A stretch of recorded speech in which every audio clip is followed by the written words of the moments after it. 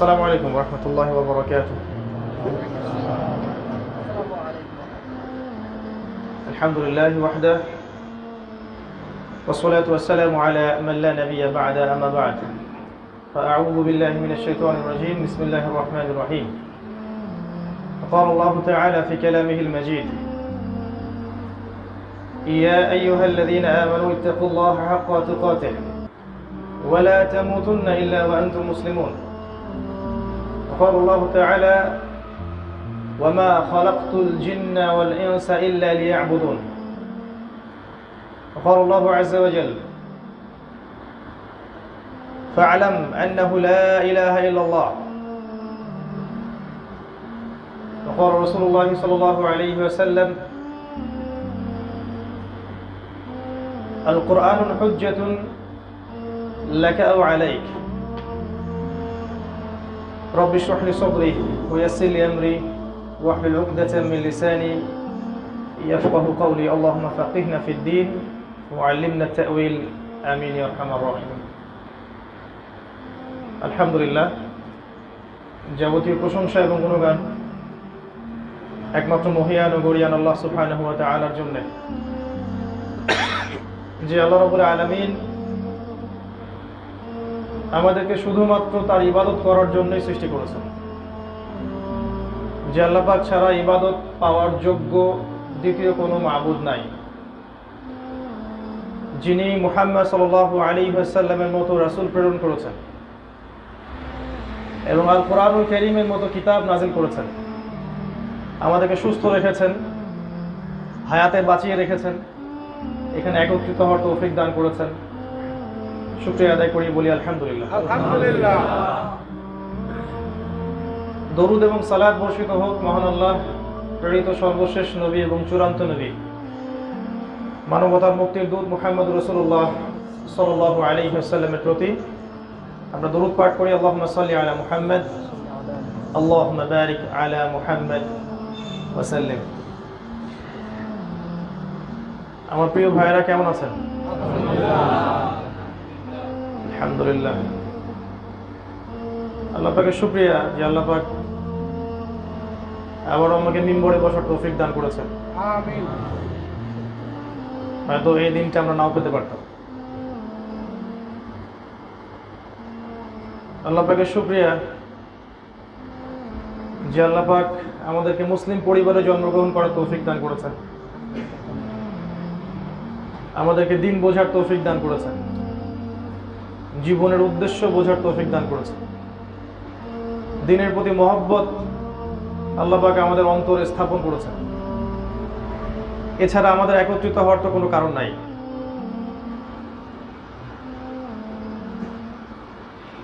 আজকে আসলে সাজানো গোছানো কোনো টপিক নিয়ে আপনাদের সামনে আসে নাই। আপনারা জানেন এটা আমার শ্বশুরের প্রতিষ্ঠান, ভাই সম্পর্কে আমার স্ত্রীর বড় ভাই, সেই হিসেবে এখানে আসলে পারিবারিক কারণেই আসা। যেহেতু মসজিদ আছে, চিন্তা করেছিলাম যে জুমার বয়ানটা করা যায় কিনা, কিন্তু আপনাদের ঢাকার সিটি অফ আখিরুজ্জামান দীর্ঘ যানজট আমাকে সেটা করতে দিল না। যাই হোক, আমি কিছু মৌলিক কথা বলতে পারবো আজকে ইনশাআল্লাহ, যেটা আমার জীবনের অভিজ্ঞতা থেকে আপনাদের প্রতি নসিহত বা অনুপ্রেরণা যাই বলেন। প্রথম যে কথাটা দিয়ে শুরু করতে চাই সেটা হচ্ছে যে আল্লাহ পাক প্রত্যেক নবী এবং রসুলকে একটা মাত্র উদ্দেশ্য দিয়ে পাঠিয়েছিলেন। কোরআনের অনেক জায়গায় আছে, সূরা নাহলের মধ্যেও আছে, সূরা মুহাম্মাদের মধ্যে আছে। আল্লাহ বলছেন, ফাআলাম আন্নাহু লা ইলাহা ইল্লাল্লাহ, তোমরা আগে জেনে নাও যে আল্লাহ ছাড়া কোনো ইলাহ নাই। আল্লাহ ছাড়া কোনো ইলাহ নাই, এটা তুমি ভালো করে জেনে নাও হে নবী মুহাম্মদ সাল্লাল্লাহু আলাইহি ওয়াসাল্লাম। এই কথাটার অর্থ আমরা খুব একটা বুঝি না। আল্লাহ ছাড়া কোনো ইলাহ নাই অর্থ হচ্ছে আল্লাহ ছাড়া আসলে কিছুই নাই। আল্লাহ ছাড়া আমার জীবনের মালিক কেউ না। আল্লাহ ছাড়া কেউ চাইলে আমাকে মারতে পারবে না। আল্লাহ ছাড়া কেউ আমাকে মৃত্যু দিতে পারবে না। আল্লাহ ছাড়া ইজ্জত সম্মান কেউ বাড়াতে পারবে না, কেউ কমাতে পারবে না। আল্লাহ ছাড়া কেউ রিজিক দাতা নাই, রিজিক আল্লাহর হাতে। আল্লাহ ছাড়া কেউ সন্তান দিতে পারে না। আল্লাহ ছাড়া কেউ আমাকে উন্নতিও দিতে পারবে না, অবনতিও ঘটাতে পারবে না।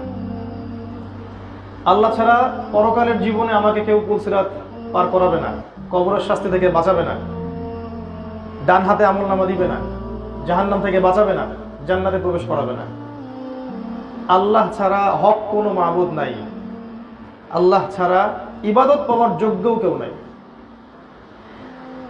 লা ইলাহা ইল্লাল্লাহের আরো আছে ব্যাখ্যা। আল্লাহ ছাড়া কারো নামে নজর মানত করতে পারবেন না। আল্লাহ ছাড়া কাউকে সিজদা করতে পারবেন না। আল্লাহ ছাড়া কারো সামনে আত্মসমর্পণ করতে পারবেন না। আল্লাহর হুকুম ছাড়া কোনো হুকুমই নাই। আল্লাহ যা দিয়েছেন সেটাই চূড়ান্ত।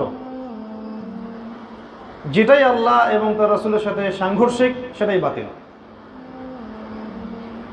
আরো আছে, আল্লাহ ছাড়া আপনার আমার জীবনে আপন বলে কেউ নাই।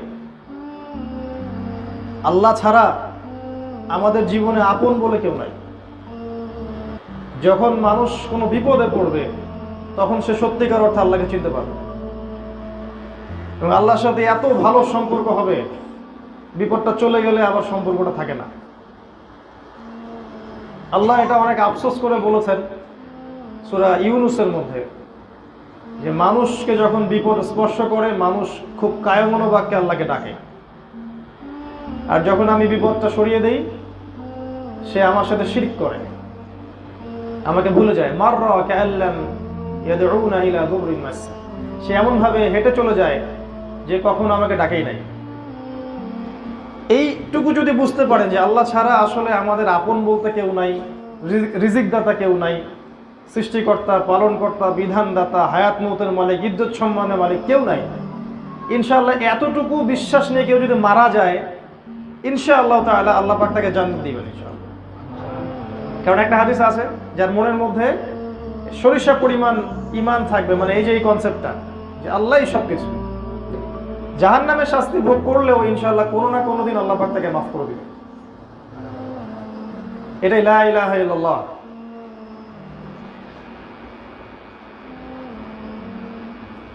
আল্লাহ ছাড়া যে আপন কেউ নাই এটা যে ব্যক্তি বুঝতে পারছে এই পৃথিবীতে, সে ব্যক্তি তার জীবনটাকে ঢেলে সাজাতে পারবে। যদি সে আল্লাহকে আপন করতে না পারে তার জীবনকে ঢেলে সাজাতে পারবে না পরকালের জন্য। আমরা যে ভুলটা করি, আমরা আল্লাহ ছাড়া অন্যকে আপন মনে করি। আমরা আমাদের স্ত্রী সন্তান, আমাদের পিতা মাতা, আমাদের আত্মীয় স্বজন, বন্ধু বান্ধব, পাড়া প্রতিবেশী, অফিসের কলিগ, আমাদের বস, সবাইকে খুব আপন মনে করি। সম্পর্ক আছে না? সম্পর্ক একটা জিনিস, আপনত্বটা আলাদা বিষয়। দেখবেন এরা সবাই যদি আপনাকে ফেলে দেয়, আল্লাহ কখনো আপনাকে ফেলবেন না। খেয়াল করে দেখবেন, জীবনে এমন অনেক সময় গেছে আপনার আমার যে আপনাকে কেউ বুঝতে পারেনি, আপনার ভিতরে কি আছে এটা কেউ বোঝে নাই, আল্লাহ বুঝছেন। আপনি ওই সময় সবার কথা ভুলে গিয়ে সেজদা দিয়েছেন, দিয়ে আল্লাহর কাছে চাইছেন, আল্লাহ কিন্তু সাথে সাথে দিচ্ছেন আপনাকে। আল্লাহ অনেক কাছে। মানে আমি বিগত 3 মাসে আল্লাহকে খুব ফিল করছি আর কি, যে আল্লাহ কি জিনিস। আল্লাহ খুব কাছে। কায়মনোবাক্যে সঠিক পদ্ধতিতে যদি কেউ আল্লাহকে ডাকতে পারে, আল্লাহ অবশ্যই তার দোয়া কবুল করবেন ইনশাআল্লাহ। সাক্ষাৎ মৃত্যুর হাত থেকে আল্লাহ তাকে ফেরত আনতে পারে। আল্লাহ চাইলে পুরো দুনিয়া তার জন্য উল্টাই দিতে পারে। আল্লাহ সব করতে পারে, আর কারো কোনো কিছু করার ক্ষমতা নাই। আমার নিজের প্রতি নসিহত এবং আপনাদের প্রতিও, যে আল্লাহকে আপন করে নেন, দুনিয়াতে সফল হয়ে যাবেন, পরকালে সফল হয়ে যাবেন ইনশাআল্লাহ। আল্লাহকে আপন করে নিতে পারলে মনে কোনো কষ্ট থাকবে না, আপনার মনে কোনো কষ্টই থাকবে না, কারণ আপনি দুনিয়াতে যা করছেন শুধু আল্লাহকে সন্তুষ্ট করার জন্য করছেন।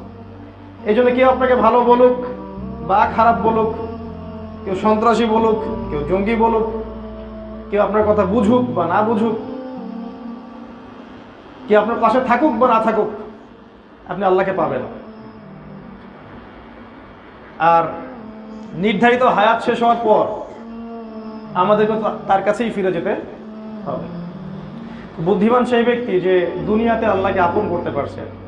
তো চলেন সেই চেষ্টা করি। লা ইলাহা ইল্লাল্লাহের অনেক ব্যাখ্যা, আমি অল্প সময় অল্প কয়েকটা বললাম। আরেকটা অংশ আছে আমাদের মুহাম্মাদুর রাসূলুল্লাহ সাল্লাল্লাহু আলাইহি ওয়াসাল্লাম। এটা হচ্ছে যে আল্লাহকে সন্তুষ্ট করার জন্য, আল্লাহকে পাওয়ার জন্য মুহাম্মদ সাল্লাল্লাহু আলাইহি ওয়াসাল্লাম ছাড়া অন্য কোনো তরিকা নাই। এক কথা নবী সাল্লাল্লাহু আলাইহি ওয়াসাল্লাম যেভাবে ইবাদত করেছেন, মুআমালাত করেছেন, মুআমালাত তো বোঝেন, বৈষয়িক বিষয়গুলো, যেভাবে পরিবার চালিয়েছেন, যেভাবে তিনি অর্থনীতি চালিয়েছেন, সমাজ পরিচালনা করেছেন, আল্লাহর জিকির করেছেন, যেভাবে তিনি নামাজ পড়েছেন, রোজা রেখেছেন, মানে প্রতিটা কাজ রাসূলুল্লাহ সাল্লাল্লাহু আলাইহি ওয়াসাল্লামের তরিকা মতো হতে হবে। এটা হচ্ছে মুহাম্মাদুর রাসূলুল্লাহ। মানে আপনি নিজের ইচ্ছায় কোনো আমল আসলে করতে পারবো না। মানে মন চাইলেও আমি একটা মন গড়া সিস্টেম চালু করলাম ইসলামের মধ্যে, এটা করতে পারবো না। দেখতে হবে যে ওইভাবে রাসূলুল্লাহ সাল্লাল্লাহু আলাইহি ওয়াসাল্লাম ওই কাজটা করেছেন কি করেন নাই। জুমার নামাজ 3 রাকাত পড়লে ভালো হতো না? নামাজ ভালো জিনিস, 2 রাকাত পড়লে জানে কি 3 রাকাত পড়লে তো একটু বেশি নাকি হওয়ার কথা। ক্যালকুলেশন তাই বলে 4 পড়লে আরো বেশি নাকি হওয়ার কথা। কিন্তু আপনি আমি 2 এর বেশি করতে পারবো না, ফরজের কথা বলছি। কেন? কারণ রাসূল সাল্লাল্লাহু আলাইহি ওয়াসাল্লাম এটাকে অনুমোদন দিয়েছেন, অন্য কিছুকে অনুমোদন দেন নাই। প্রতিটা ইবাদত, রোজা শাবান মাসে রাখা যায় না, রমজান মাসে না রেখে, বা রমজানেও রাখলাম আবার আগে পিছে 2 মাস রাখলাম, 3 মাস, ভালো কাজ তো। হজ করতে মানুষ মক্কায় যায়, আমরাও না হয় হজের একটা জায়গা বানালাম, আমরাও হজ করলাম। যাকাতের একটা নিসাব আছে, আমরা নিসাবের চেয়ে বেশি দিয়ে দিলাম। ঠিক আছে? প্রতিটা কাজ দেখবেন ইবাদত, ভালো ভালো ইবাদত, এগুলোকে বাড়াবেন কমাবেন এই ইখতিয়ার আপনার আমার নাই। আমি ফরজ ওয়াজিবের কথা বলছি, আপনি নফল করতে পারেন, আলাদা বিষয়, সুন্নাত তো করবেনই মাশাআল্লাহ। তো এইটুক মুহাম্মদুর রাসূলুল্লাহ সাল্লাল্লাহু আলাইহি ওয়াসাল্লাম যে আমার আপনার আল্লাহকে সন্তুষ্ট করার জন্য মুহাম্মদ সাল্লাল্লাহু আলাইহি ওয়াসাল্লাম ছাড়া অন্য কোনো টিচার, রোল মডেল, আদর্শ, উসওয়াতুল হাসানা কিছুই নাই। হ্যাঁ, কারো কাজ যদি রাসূল সাল্লাল্লাহু আলাইহি ওয়াসাল্লামের সাথে মিলে যায়, যে কারো কথা, যে কারো কাজ, বা যে কারো ইস্তেহার, বা যে কারো ফতোয়া দেখা যায় যে হ্যাঁ রাসূল সাল্লাল্লাহু আলাইহি ওয়াসাল্লাম সাহাবীদের সাথে মিলে যাচ্ছে, নিতে আমার কোনো আপত্তি নাই। কিন্তু যে কারো কথাই যদি রাসূলুল্লাহ সাল্লাল্লাহু আলাইহি ওয়াসাল্লামের সাথে না মেলে, তার সাহাবীদের আমলের সাথে না মিলে, সেটা গ্রহণ করতে আপনি আমি বাধ্য না, এবং সেটাকে রিফিউজ করাটাই হচ্ছে ঈমানের পরিচয়। তো প্রত্যেক নবী রাসূল এই দাওয়াতটুকু নিয়ে আসছেন, লা ইলাহা ইল্লাল্লাহ, আর আমাদের জন্য মুহাম্মাদুর রাসূলুল্লাহ। ঈসা আলাইহিস সালামের সময় ঈসা আলাইহিস সালামকে নিয়েছিল, তার আগে মুসা আলাইহিস সালামকে নিয়েছিল, আমাদের জন্য এতটুকু। আর এইটা আল্লাহ পাক সূরা জারিয়াতের মধ্যে বলেছেন 56 নম্বর আয়াতে। আল্লাহ বলছেন, ওয়ামা খালাকতুল জিন্না ওয়াল ইনসা ইল্লা লিয়াবুদুন, আমি আল্লাহ মানুষকে শুধুমাত্র আমার ইবাদত করার জন্যই সৃষ্টি করেছি, মানুষকে এবং জিনকে। জিনে বিশ্বাস করেন কিনা? আমাদের মডার্ন ওয়ার্ল্ড তো জিনে বিশ্বাস করে না। মেডিকেল সায়েন্সকে গিয়ে বলেন তো জিনে বিশ্বাস করে নাকি? আমাদের যে উন্নত সভ্যতা, যেগুলা যারা বস্তুবাদী জ্ঞানটাকে চূড়ান্ত মনে করে, বাহ্যিক চোখ দিয়ে যে জ্ঞানটা অর্জন করে এটাকে চূড়ান্ত মনে করে, ইন্টারনাল নলেজটাকে তারা অস্বীকার করে, ওহির জ্ঞান এটাকে অস্বীকার করে। যে জ্ঞান আল্লাহর পক্ষ থেকে আসতে পারে, এই কনসেপ্ট ওরা বিশ্বাসী না। কিন্তু ওদের কনসেপ্ট হচ্ছে পরীক্ষা নিরীক্ষা, যুক্তি, দর্শন, বিজ্ঞান এগুলো দিয়ে যে আপনি অ্যাচিভ করবেন, প্রত্যক্ষ করবেন, প্রমাণ করতে পারবেন, এটাই নলেজ। এর বাইরে তো নলেজ নাই, তাহলে জিন তো প্রমাণ করতে পারবেন না। অতএব জিনের কনসেপ্ট বাদ। ইভেন আপনি তো আল্লাহকেও প্রমাণ করতে পারবেন না। কোথায় আল্লাহ, হাত কেমন আল্লাহর, আল্লাহর কি পা আছে, চেহারা কেমন, এটা তো প্রমাণ করতে পারবেন না ওদের মতে, তাহলে নাই। ওরা জ্ঞান তত্ত্বের এই জায়গায় একটা ভুল করে। ওদের সাথে আমাদের একটা পার্থক্য আছে। আমরা বিশ্বাস করি জ্ঞান আল্লাহর পক্ষ থেকে আসে এবং ওহির জ্ঞানই চূড়ান্ত। শুধুমাত্র বাহ্যিক জ্ঞান সবকিছু না, অভ্যন্তরীণ ইন্টারনাল জ্ঞান আছে। তো যদি দেখা যায় যে আপনি জিনকে অস্বীকার করেন, তাহলে কোরআনে সূরা জিন বলে একটা সূরা আছে, এটাকে অস্বীকার করে ফেলছেন, তাহলে সে কি আর মুসলিম থাকবে? থাকবে না। তাহলে আমাদের আকীদাগুলোকে ঠিক করতে হবে। যেমন লা ইলাহা ইল্লাল্লাহ নিয়ে কিছু কথা বললাম, মুহাম্মদুর রাসূলুল্লাহ নিয়ে কিছু কথা বললাম। তো আল্লাহ বলছেন আমি জিন এবং মানুষকে শুধুমাত্র আমার ইবাদত করার জন্যই সৃষ্টি করেছি। তাহলে এখানে আমরা কি পাইলাম? আমাদের দুনিয়াতে আসার উদ্দেশ্য কি, কি জন্য আসি দুনিয়ায় বেঁচে? এখনকার তরুণ প্রজন্মকে জিজ্ঞাসা করেন কি জন্য বেঁচে আছে? পলিটিক্যাল পাওয়ারের জন্য, কেউ স্ট্যাটাসের জন্য, কেউ একটা ভালো চাকরি, জীবনে প্রতিষ্ঠিত হওয়ার জন্য, বা একটা ভালো সুন্দরী স্ত্রীর জন্য, বা গার্লফ্রেন্ডের জন্য। যারা পৌরত্বে চলে গেছে ওদেরকে জিজ্ঞাসা করেন আপনারা কি জন্য বেঁচে আছেন দুনিয়ায়? আপনার দুনিয়াতে বেঁচে থাকার উদ্দেশ্য কি? কি অ্যান্সার আসে দেখেন। আমাদের বাচ্চাদেরকে আমরা যারা বড় করতেছি, আমাদের পিতা মাতাদেরকে বলেন যে কি উদ্দেশ্যে বাচ্চাদেরকে বড় করতেছে। আল্লাহ এখানে আমাদের পৃথিবীতে অবস্থান করার উদ্দেশ্য বলছেন, কি জন্য পৃথিবীতে বেঁচে আছি আমরা। ওয়ামা খালাকতুল জিন্না ওয়াল ইনসা ইল্লা লিয়াবুদুন, আমার ইবাদত ছাড়া অন্য কোনো কাজের জন্য আমি তোমাদেরকে সৃষ্টি করিনি। তো এখন সাথে সাথে আক্রমণাত্মক একটা অ্যান্সার চলে আসবে গডলেস ওয়ার্ল্ড থেকে, তাহলে আমরা কি আর হাট বাজার করবো না, তাই না? বিয়ে শাদী করবো না, পড়াশোনা করবো না, সারাদিন খালি নামাজই পড়বো? তো তাদেরকে একটা জিনিস বোঝানো যায়নি, আমরা আবার বুঝাই যে রাসূলুল্লাহ সাল্লাল্লাহু আলাইহি ওয়াসাল্লামের সুন্নাহ মোতাবেক প্রত্যেকটা কাজ করাই ইবাদত। মানে আমি বিছানায় গেলাম, রাসূলের মতো ওই যে 3 কুল পড়ে আপনি ফু দিলেন, সূরা বাকারার শেষ 2টা আয়াত পড়লেন, সম্ভব হলে সূরা মুলক পড়লেন, আয়াতুল কুরসি পড়লেন, ঘুমালেন, এই ঘুমটা আপনার ইবাদত। আপনি রাসূলের মতো সালাত পড়ছেন, ইবাদত।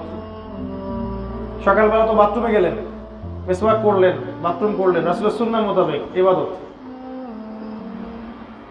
সকালে নামাজ পড়ে নিজের শরীরকে সুস্থ রাখার জন্য আপনি ব্যায়াম করছেন বা হাঁটছেন। সুস্থ কেন রাখছেন?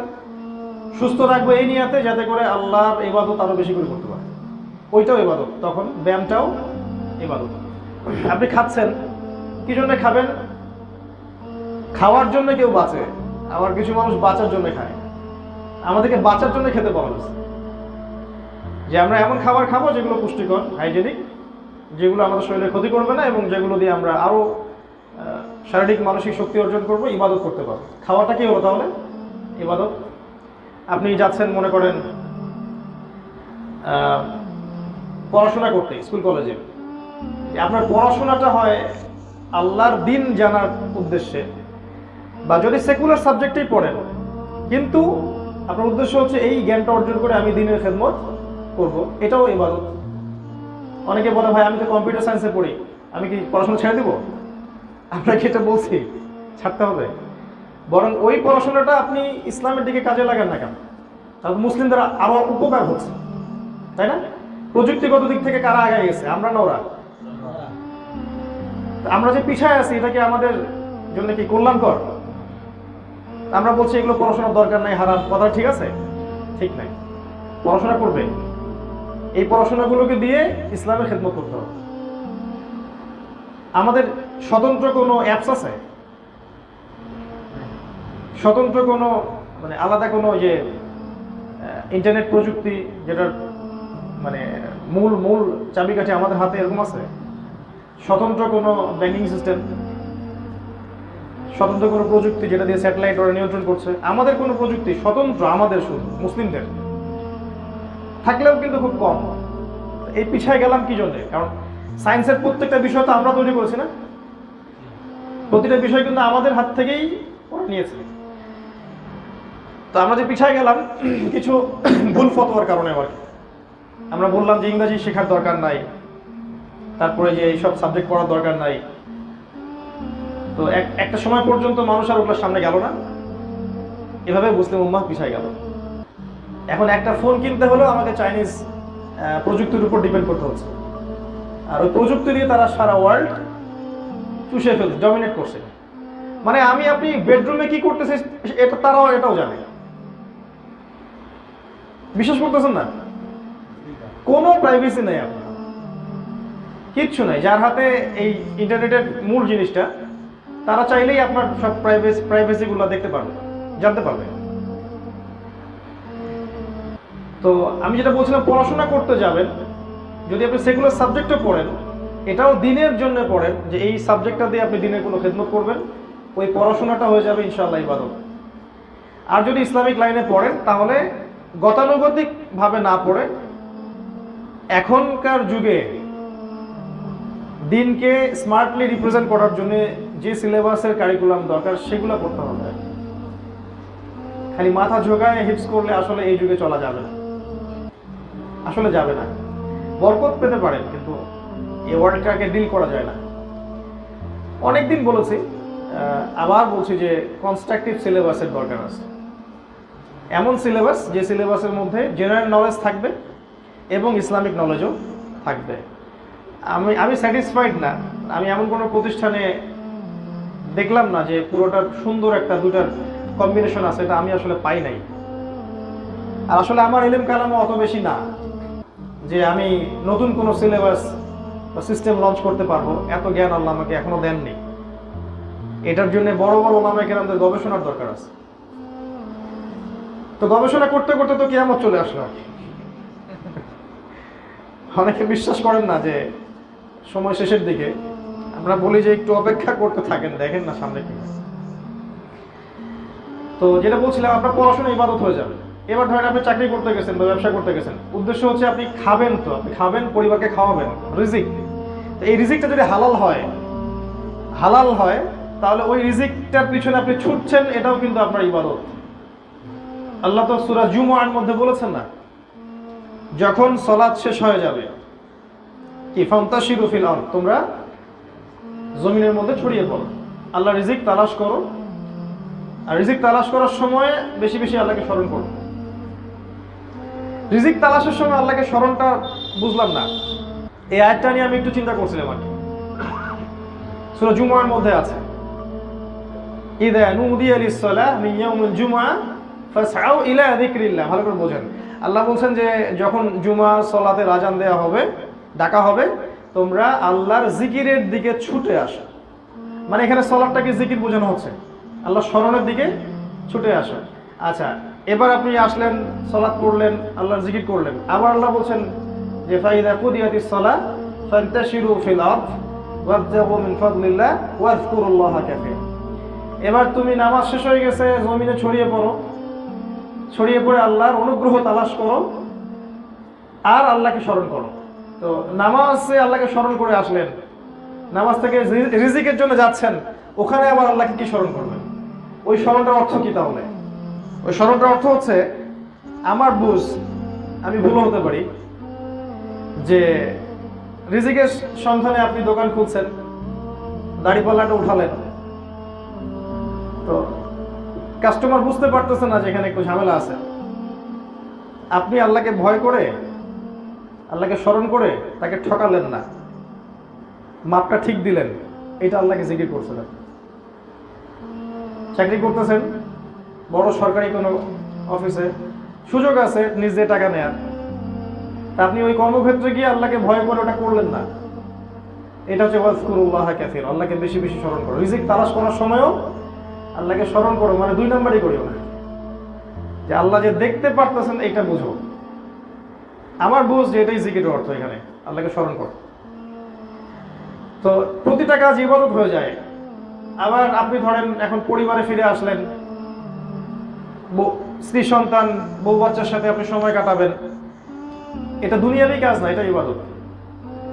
সন্তানকে সুশিক্ষায় শিক্ষিত করতেছেন, এটা ইবাদত। আপনার স্ত্রীর মুখে অন্ন তুলে দিচ্ছেন, নিজ হাতে খাইয়ে দিচ্ছেন, এটাও ইবাদত। এমনকি তার দিকে হাসি মুখে তাকানোটা ইবাদত। এমনকি তার সাথে মিলিত হওয়া বা অন্তরঙ্গ সম্পর্কটাও ইবাদত। এটা কি আমরা জানি? এটা জানা উচিত ছিল কৈশোর বয়স থেকেই, তাহলে সে অন্য কোনো জায়গায় প্রশান্তি খুঁজতো না। আল্লাহ যা হালাল করেছেন এর মধ্যে যে প্রশান্তি আছে, হাজারটা হারামে সেই প্রশান্তি আপনি পাবেন না।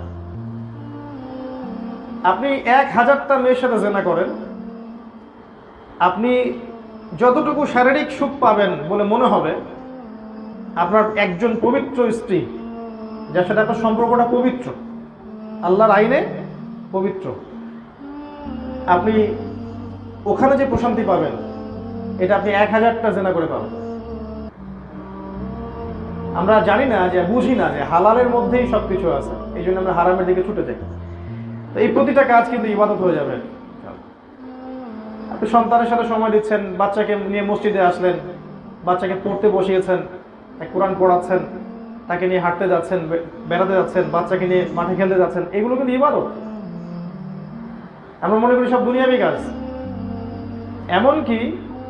এমনকি আপনি কোনো মুসলিম ভাইয়ের প্রয়োজন পূরণ করছেন, প্রতিবেশীর কিছু লাগলো আপনি দিলেন, বা কাউকে টাকা পয়সা ধার দিলেন, বা একটা মুসলিম ভাইয়ের সাথে হাসি মুখে কথা বললেন, বা চা খেতে বসছেন 5-10 জন মিলে, ওইখানে 2টা দিনের কথা বললেন, সবই ইবাদত।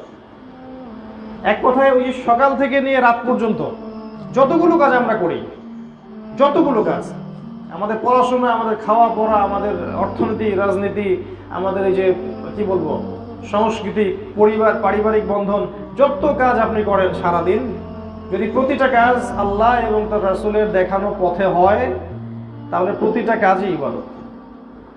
এটাই আল্লাহ বলেছেন, ওয়া মা খালাকতুল জিন্না ওয়াল ইনসা ইল্লা লিয়াবুদুন, আমি শুধুমাত্র আমার ইবাদত করার জন্যই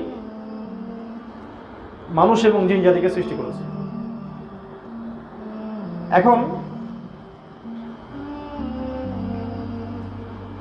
জীবনের শুরু থেকে শেষ পর্যন্ত যদি আমরা আল্লাহর ইবাদতে কাটাতে পারি, তাহলে আমার জন্য সবচেয়ে ভালো হয়। তো কিভাবে করব? আমার কয়েকটা ছোট্ট নাসিহা। যেমন আমাদের জীবনটাকে কয়টা ভাগে ভাগ করেন? আমরা একটা বই পড়ছি না, জীবন যেখানে যেমন, পড়ছেন? শুনছেন?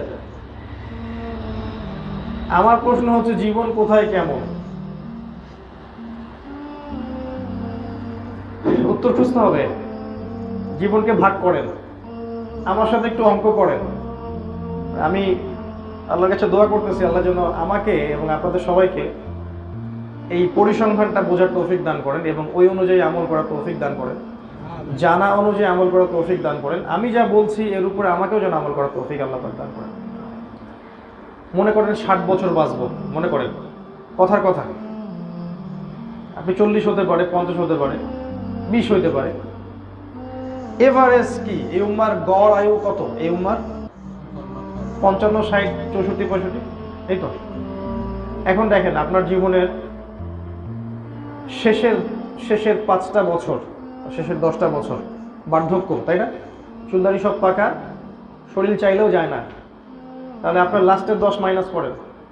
ওই সময় আপনি যদি মন চায় যে আমি সারা দিন সারা রাত আল্লাহর ইবাদত করবো, সম্ভব না। পারবো? এবার জীবনের শুরুর 10 বছরে আসেন। শুরুর 10 বছর বোধ শক্তি জাগে, ওই সময় মানুষ বুঝে ভালো মন্দ।